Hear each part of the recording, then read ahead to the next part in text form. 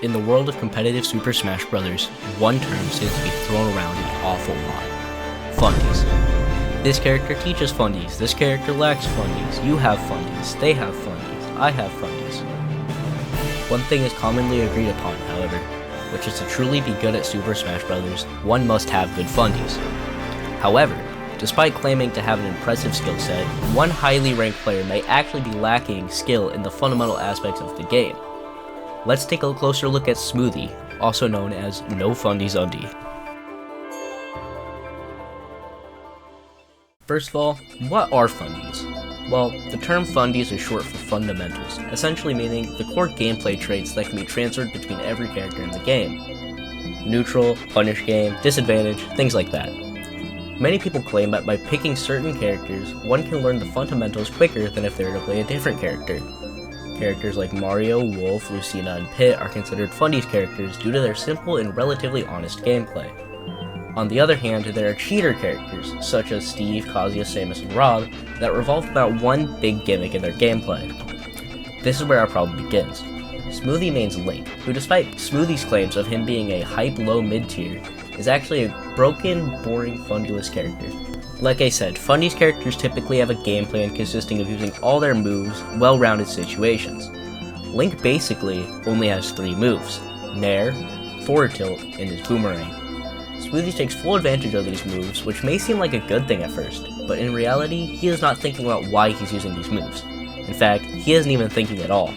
He just presses the A button in order to quote-unquote outskill his opponents. Next, we'll move on to Smoothie's recent tournament placings. In the beginning, Smoothie's tournament placings were really good considering how new he was to competing. His placements were also overall consistent, which is very impressive.